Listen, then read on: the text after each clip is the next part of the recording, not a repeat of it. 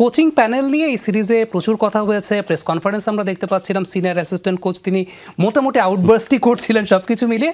আপনার কাছে কখনো মনে হয় কিনা যে ক্যাপ্টেন্সির ক্ষেত্রে আমরা সবসময় একটা কথা বলি যে একটা ক্যাপ্টেনকে সময় দেওয়া উচিত, কিন্তু কোচেসদের ব্যাপারে আমরা একটু মনে হয় কম ধৈর্যশীল আমাদের বাংলাদেশের কালচার অনুযায়ী?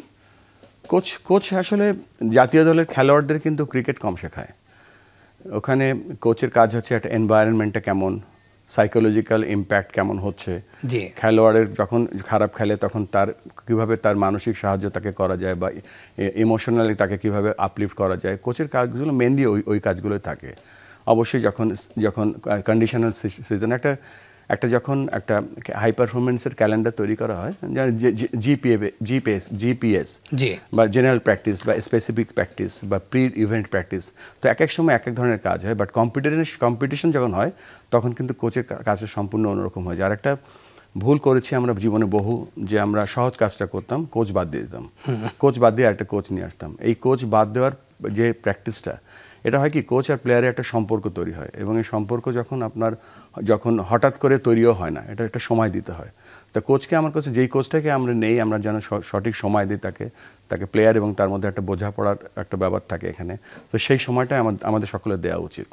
আপনার এক্সপিরিয়েন্স কি বলে বাংলাদেশের মতো টিমের জন্য এলিট পর্যায়ে যারা কোচিং করছেন তাদের জন্য কোনটা বেশি ইম্পর্টেন্ট? সেটা কি টেকনিক্যালি শার্প হওয়া নাকি ম্যান ম্যানেজমেন্ট ক্যাপাবিলিটিটা বেশি থাকা? আপনি দেশি কোচ না বিদেশি কোচের কথা বলছেন? আমি ফর বোথ অফ দেম।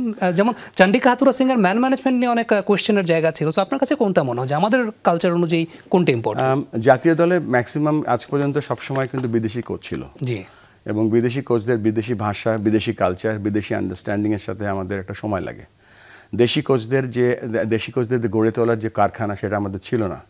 গত 19-21 বছরে একটা বা দুটো কোচিং কোর্স হয়েছে। আমরা কোচ ডেভেলপমেন্টের কোনো কাজ করিনি, কোনো কোচিং সামিট হয়নি স্পেশালিস্ট কোচ তৈরি করতে পারবো। সো আমাদের ওই ধরনের কোনো কাজ করিনি বলে আজকে কিন্তু আমাদের কোনো ব্যাকআপ কোচ নেই দেশে। আমরা কোচের কথা বলে একটা বা দুটো কোচের কথা আসে। আর বিদেশি কোচের যেটা ব্যাপার হয়, তারা তো এখানে কাজ